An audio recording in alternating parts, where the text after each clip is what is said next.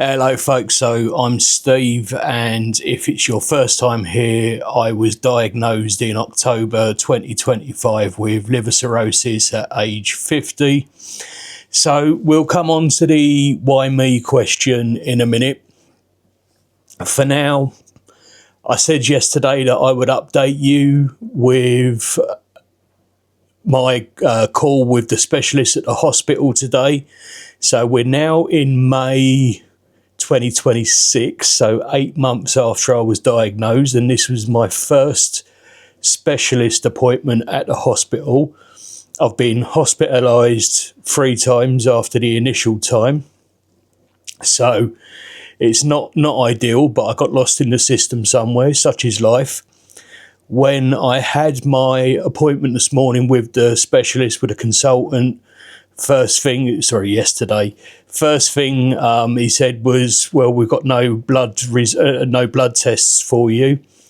I was like, well, I was actually in your hospital a couple of weeks ago for a week and they took bloods every single day, so what's going on? It turns out it was,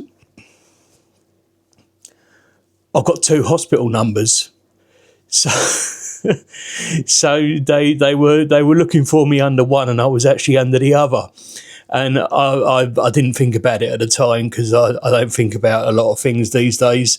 I get a bit confused, and I've been asking for them to resolve that for well over a year now. The fact that I've got something as severe as liver cirrhosis and an admin error meant that the specialist didn't know what the hell was going on. It's pretty poor. So anyway, that we are where we are. So I spoke to the specialist. He was really happy with where my bloods are actually at once he had a look. And he said, because my kidneys are clear, he might consider upping the spironolactone. So let me just take you through the meds, the 3 meds that I'm on that are like liver specific. I'm also taking a beta blocker, which they put me on when I was in hospital. I'm not quite sure why, because I think they had 1 measurement out of 7 that was a little bit high, and so they put me on a beta blocker. But I've got 3 that are specific to the liver cirrhosis condition. So a lot of this comes around because of me trying to balance my fluid levels, so making sure I'm hydrated enough with not drinking so much that I'm retaining fluid. So the first one I'm on is spironolactone. Spironolactone stops new fluid from accumulating in the system. Then I'm on furosemide, and furosemide gets rid of fluid you've already got in the system. And then I'm on lactulose, and look, this is health related stuff. It's not always going to be that palatable. So trigger warning, people, trigger warning. The lactulose it actually draws out moisture through the bowel lining and into your poop, and it makes you poop more regularly.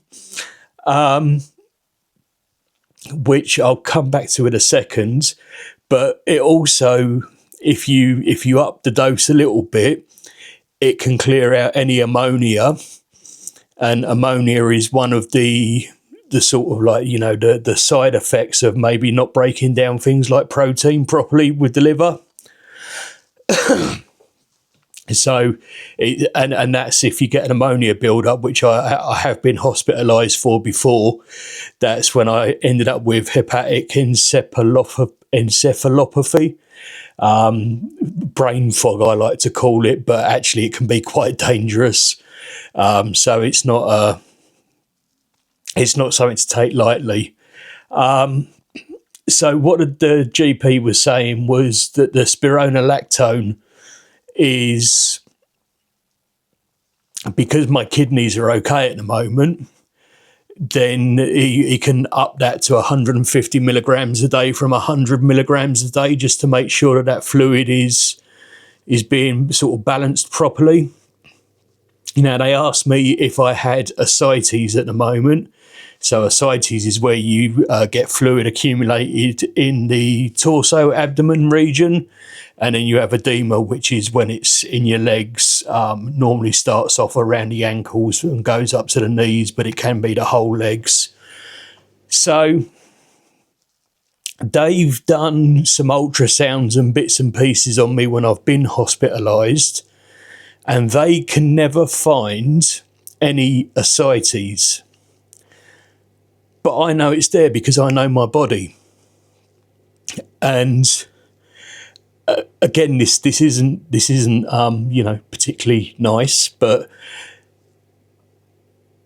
if I don't have ascites, I can quite easily reach to clean myself after I've been for a poo. If I have ascites, I can't reach. I have an aid that you sort of like wrap the toilet paper around and use it to wipe. The joys of getting old, people. You do have to get over yourself a little bit with this stuff. I had to buy myself a walking cane, and I bought my own one because I didn't want one of those round-topped wooden ones that you see old men in flat caps and wax jackets and tweed trousers were using. I wanted something that looked a little bit more get up and go, and so that's what I've got. £15 off Amazon, by the way. Yeah, pretty good. So yeah, and the other way that I know it's there is I can't reach to put my socks on. So regardless of whether they can find it or not, I know when it's there. And they've said before that the view is a bit obscured because the water might be accumulating behind my organs. So anyway, the reason I'm going through all this is they're going to get me in to do a CT scan and to do more bloods on that day. And then they said maybe, depending on how things are, in 2 to 3, maybe 4 months' time, they'll have me back again for another look. And if things are still going well, then it's basically a holding pattern of once every 6 months. So the specialist did say he wants me to eat more protein. He said that's a bit low. He said, and that can actually contribute towards the fluid build-up. Whereas I'd been sort of, I know I'm supposed to have a whatchamacallit. I know I'm supposed to have more protein, but that is also what caused me to have hepatic encephalopathy previously. And you find that a lot with this condition. It's fine-tuning stuff all the time and just trying to find out what works for you. So he said he'd rather I had more protein, and then we deal with anything that's coming off the back of that. So like the non-breaking it down. And I did say, well, should I be looking at vegetable sources rather than animal sources for protein? And he said, I don't really care. He said, go and look at the British Liver Foundation website, and that will tell you all about like eating properly. For if you're suffering with liver cirrhosis. And said, yeah, but the trouble is, it says on there that I need to see a dietitian from the hospital who will give me a bespoke sort of diet plan to follow. And when I saw the dietitian at the hospital, she just gave me the leaflet from the British Liver Foundation that tells me to go to the hospital and see the dietitian who gave me the leaflet that sent me back to the British Liver Foundation. So it's like, nobody really wants to commit. So I'm sort of left on that one, fending for myself. But that's fine. I'll work that one out. So anyway, we started off with, why me? So I was going to be a bit brutal about this. It doesn't really matter. The fact is, I got it now. So what am I worried about? The why me for? So I could look at, like, some of the people I know who are like 10, 15 years older than me and drink wine every night and have a bit of scotch on the weekends, whereas I was very much, yes, if I was away on holiday, I might have the odd cocktail here and there, or a holiday drink like a gin and tonic or something.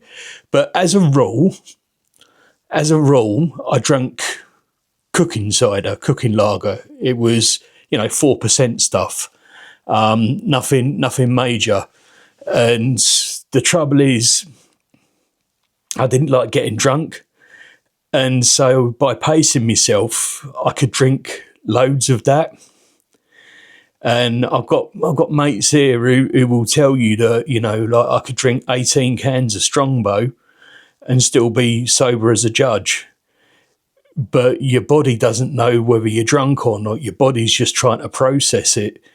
And even just trying to drink that amount of liquid, you wouldn't do it with water, would you? But yeah, you do it with that, and then not get drunk off of it and end up with liver cirrhosis. So anyway, I could look at those other people who are drinking harder stuff than me, who are older than me, so been at it for longer, and say, well, why haven't they got it? But then I'm aware of guys in their 30s who've never touched a drop in their life, who've also got it. And they'd be looking at me going, well, why not him? And it is me. And all of us could sit there and go, why not someone else? There's always going to be someone else who's worse than you. And if there isn't, it's probably because you're about to keel over and die, and then there'll be a new worse person in the world. So, it's kind of like a lost cause asking the question. It is what it is. Let's just deal with what we've got in front of us today. I can't change anything. I can't undo the fact that I've now got liver cirrhosis, that my liver is scarred because of decades of drinking too much, a few pints after work here and a few pints after work there, and thinking it was fine just because I didn't get drunk, and I could still get up and go to work, and it didn't affect me, like, it was no different to drinking tea or water. Just did a fair bit more of it. So, it is what it is. Anyway, I'm back to see the dressings nurse. Today is Friday. I'm back to see the dressings nurse on Monday. So I had my edema weeping, it basically, my legs got that big, and I was asking for the spironolactone, and my doctor, my GP, won't do anything without the hospital saying, yes, it's fine to do it. So my legs actually ended up bursting, for want of a better expression. I got, like, the skin sort of came open and they just started leaking everywhere. So I had to go up to A&E in the end. I spent a week in there while they were sorting that out.